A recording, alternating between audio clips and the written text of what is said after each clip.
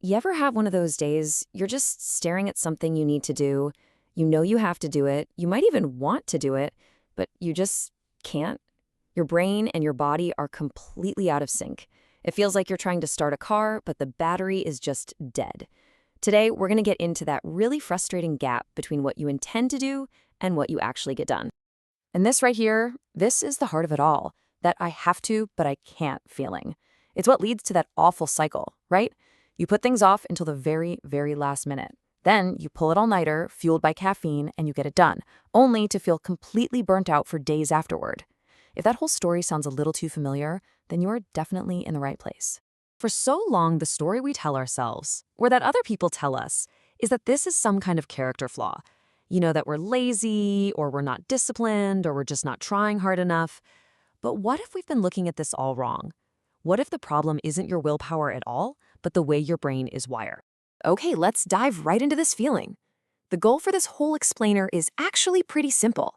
It's to help you figure out if this constant, I should but struggle, might be a sign of adult ADHD. And, probably more importantly, give you a really clear idea of what you can do about it. So to really get this, we have to stop talking about willpower and start looking at the actual mechanics of your brain. Think of it like this. Your brain has an internal project manager. Let's talk about that. The official term for this is executive function, and that project manager analogy is perfect. It's like the CEO sitting in the front part of your brain.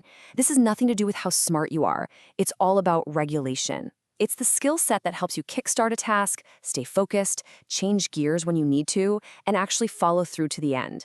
And when that system isn't working consistently, well, everything just feels so much harder. And this slide really breaks it down. Look at these two ways of seeing the same issue. The willpower story tells you you're lazy, you just need to try harder. It's a dead end of self-blame. But the executive function view, it says your regulation system is weak. Your brain needs a better system. See the difference? This isn't a moral failure. It's a systems challenge. And the good news is systems can always be improved. So what does this actually look like in real life? Let's run through a quick checklist. Now, a really important disclaimer here. This is not for diagnosing yourself. Think of it more as a tool for recognizing patterns. Just see how many of these sound like a recurring theme in your own life. First up, just getting started. This is when a task that seems so simple, like answering one single email, feels like trying to push a boulder uphill. You open it, you stare at it, you check your phone, you get a snack, and 2 hours later, that email is still sitting there, unanswered. Number 2 is something called time blindness. You know this feeling. It's when you think, I'll just do this for 10 minutes, and you look up and an entire hour has vanished. It's why you might always be running late, even when you really, really try not to be. You just don't feel time passing the same way other people do. Yes, the constant scavenger hunt for your own stuff. If asking, has anyone seen my keys? Or where did I put my phone? Is basically a daily mantra for you, that can point to challenges with working memory, which is a huge part of executive function. Next is distraction. And this can be from anything, a sound outside, or even just a random thought that pops into your head.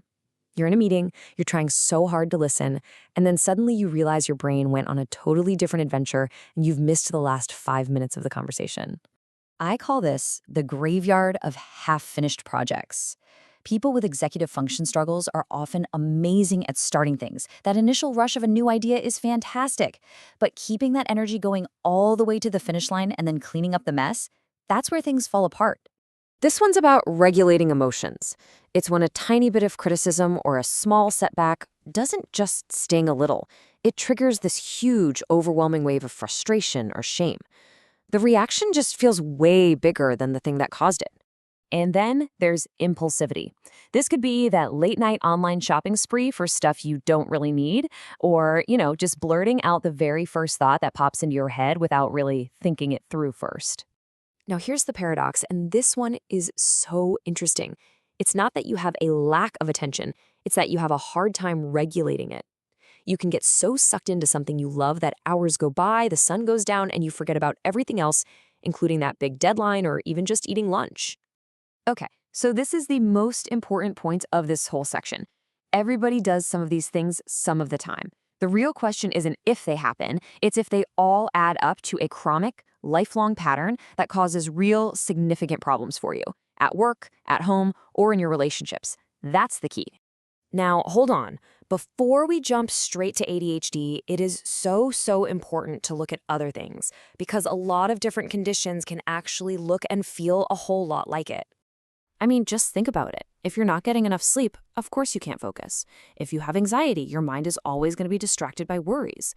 If you're depressed, you're not going to have the motivation to start anything. Things like burnout, trauma, even medical stuff like a thyroid problem can all mimic ADHD symptoms. And this is exactly why getting a proper professional evaluation is so critical. And really, that's the entire point. Getting a diagnosis isn't about finding a label to stick on yourself. It's about understanding what's actually going on at the root of the problem, so you can find the right strategies to actually fix it. It's the first step toward a real solution. So, if this is all hitting pretty close to home, you're probably thinking, okay, so what do I do now? Let's lay out a clear path to getting some answers. If you decide you want to talk to a professional, going in prepared makes all the difference. First, think back. Were these patterns there when you were a kid? A lot of doctors will ask about that. Second, get specific about where it's causing the most trouble. Is it your career, your family life? And third, and this is a big one, don't just say, I get distracted. Have 5 concrete stories ready. Like last Tuesday, during the teen meeting, I completely zoned out and missed a major deadline that was assigned to me. That's the kind of detail that helps. And hey, while you figure out the big stuff, here are 3 tiny things you can try literally today. First, get stuff out of your head. Write your top 3 priorities on a sticky note and put it somewhere you absolutely cannot miss it, like on your computer screen. Second, to get past that I can't start feeling, use the 2-minute rule. Make the first step so tiny it feels silly. Don't write the report, just open a document and write the title. That's it. And finally, let a timer be your boss. Set it for 15 minutes and just do one thing until it dings. It takes the pressure off of deciding when to switch tasks. So we'll leave you with this question to think about. What if all these struggles aren't a sign that you're broken or lazy or that you're just not trying hard enough? What if it just means your brain has a different operating system? One that just needs a different kind of user manual? Because honestly, understanding that could change absolutely everything.